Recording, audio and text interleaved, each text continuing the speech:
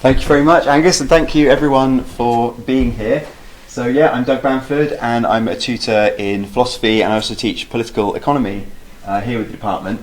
And I'm going to talk about a course that you're all going to sign up to next year, which is called the Ethics of Capitalism. And I'm particularly going to focus on one question within that course, but I'll start out by giving you an overview of what the course is about generally. So most of the time of the course we'll be considering whether the problems with capitalism mean that we should replace it with some other system. So obviously we need to start out by understanding what is capitalism, what are the alternatives, for instance, socialism of some kind, and then running through several different topics, such as whether the problem is that it leads to the destruction of the environment, or that it's exploitative or alienating of workers, or perhaps both. Another suggested problem with capitalism is that it makes people work too hard and not enjoy other aspects of life.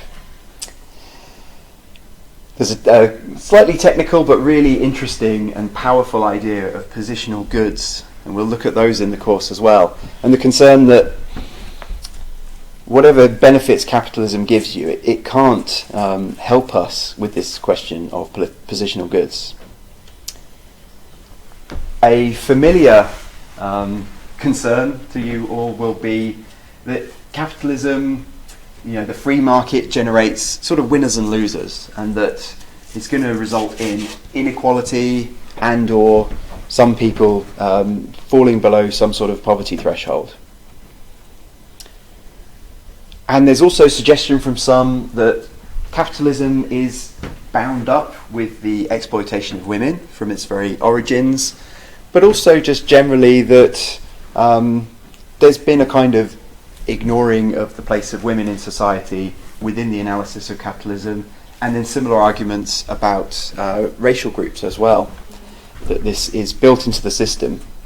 And so maybe one or more of these will be a concern of yours that make you think it should be replaced with another system. I wasn't going to cover another interesting topic, which is that it's a system which works for the rich parts of the world and not the poor parts of the world, but just to let you know, that's another one. But for this little taster, I just wanted to introduce you to another question, which is the concern that the market has been encroaching in recent decades on more and more aspects of our life and our society, and that more and more things are available to buy and sell that shouldn't be. So I thought I'd just try and wake you up after lunch and see whether anything springs to your mind with this question of what shouldn't be for sale. What things are there in your society that is for sale that shouldn't be, or something that isn't for sale but some people think it should be, people who want more things to be on the market. Is that one? Ecosystem services like water, air, etc. But if we don't actually quantify them, then how do we control their consumption? Okay, great. Yeah. So there's a whole the both sides of that. That some people would say, oh, actually, sometimes you need give things a monetary value so that people actually value them and they won't abuse them. So there's arguments either way on that question of the kind of the ecosystem and how we make sure that's valued properly. So that's great. Was there a hand? Well, I was going to say water. So. Water, similar. Yeah. So water. Was there another hand? Yes. Yeah. People. No, that's a very good one. Yeah. So I've got This is all I could fit on, and I had to group some of them together. But we've got humans, right? Slavery. You might not have heard, so if you're from outside the UK, a peerage is to be in the House of Lords. You become a peer. It's a powerful position where you get to attend the Parliament, and there's been worries in the past and maybe into the future that political parties might accept donations and then give people peerages in this sort of way.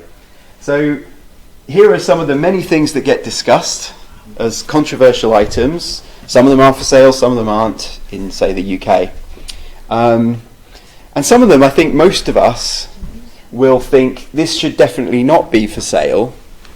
So I don't think anyone wants a free-for-all with these things. Probably if we polled the room, there'd be some of these which would be sort of 95, 99% would be against these things being for sale. A lot of them might be 50-50, then maybe some of them people would be happy to have available to be bought and sold. But there'll probably be one or two who wouldn't on all of these. So I think that some of them are probably going to be, I mean, these are just some suggestions from me about some of the ones that we probably think these things shouldn't be for sale. But a lot of people would want to add the others onto the list as well. And everyone will probably have a slightly different list of yes and no's, and maybe have some don't knows as well, which is fine. But I guess as a philosopher, it's people like me who have to try and work out how we can answer this kind of question. Because obviously, parliamentarians and lawyers, they're already answering these questions, but what can philosophy add? What can political philosophy and ethics and things like that add to this? In general, about how we might do it, we could just think about each case separately and just go with our gut, see how we feel about it. That's one way we could do it, and then maybe we could even then poll everyone or get everyone to vote on it.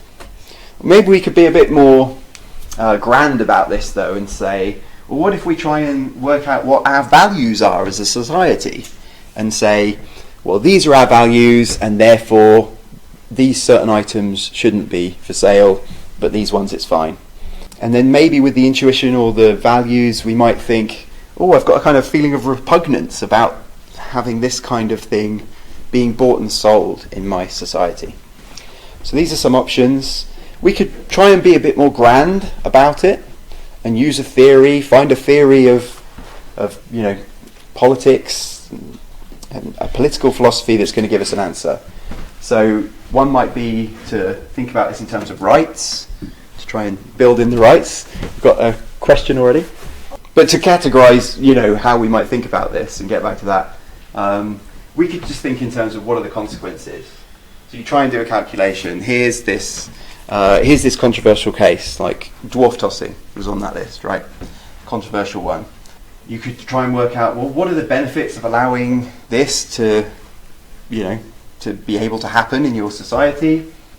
Maybe there'll be some employment for some little people who do it. There'll be some enjoyment for the drunken people in the pub who are, engaged in this activity. But then you look at the downsides and you just kind of weigh it up. Do the pros outweigh the cons? So that's another way you could do it within a grand theory. But some of our grand theories might not give us obvious responses in these kinds of cases. So some people have suggested, well, what if we have a principle that helps us through with this topic? So we'll look at some principles, when you sign up to the course. But generally, in society, there will be people who want to get more things into the market system, and there will be people who want to maybe have, take out some of the things that already are and push things other way, whether they're for traditional reasons or whether they're for more sort of left-wing anti-market reasons. What's the argument then for having more in the market? Well, one kind of argument might be the freedom, right? If there's there are things out there, we have more freedom if we can own them, and then we've got more freedom if we can sell them, essentially. And the other type of argument, going back to the consequences, is one to do with efficiency, and the fact that if you allow things to be bought and sold, people will make exchanges when they think they're better off after making the exchange. So things will be better overall if you allow people to improve their situation. But as I've just indicated, there's definite challenges to this kind of let's make everything available on the market. Some people have egalitarian attitudes and think that there's going to be a problem if everything's available to buy, then obviously the rich can buy more of it, and that might be a problem. So what if we gave certain important things out equally? Or if there's not enough that everyone can have them, you could allocate them by need, if it's healthcare or something like that. Or you could make people queue up for it, and then the people who want it the most will queue up the longest. Or you could run a lottery where everyone gets one ticket and then you give out the thing in that way, and you don't need to put it through the market. So yeah, need I've mentioned. But another concern about the cases like the dwarf tossing is about equal status. That we want everyone in our society to be respected as an equal, and that there's certain things that might undermine this, including certain things to do with market inequality, or in the case of that, having an activity that sort of kind of makes fun of little people in some kind of way. This might affect other little people who then get picked up or something like that when they don't want to be. And then another kind of concern is one that there's going to be some activities that are going to harm the vulnerable. So this is the concern about allowing kidneys to be bought and sold. So big demand for kidneys. People need them. Most people have got 2. You don't need 2. But not many people just donate them for free. So maybe we should make them available on the market. But the counter concern to that is that what might happen is that vulnerable people will end up being potentially taken advantage of or something like that. They might end up being harmed by this being available to purchase. And there's also a general concern about a lot of these cases about commodification, and that certain activities and things, if you get them in the market, then everything becomes about its price, its money value, and then you forget about other values. And so suggestions are charity or solidarity, civic virtue, that these are the things that should motivate people. They shouldn't be doing things just for money. And if everything's available to buy and sell, then maybe these things will go away. The point of these courses that I run is to help you work out what you think about these things, showing you what some people who've thought about it for many years think, and then enable you to do that yourself. And I've probably gone over the time, so just a quick summary really. If you do think that the free market has gone too far, is it a concern about the moral values, or is it a concern about the social equality that could be undermined, or is it a concern about the vulnerable, or a mixture? So those are the questions for this topic that we'll be thinking about. Here are some references for resources that you can look into it further, or you can just take the course. So thanks very much.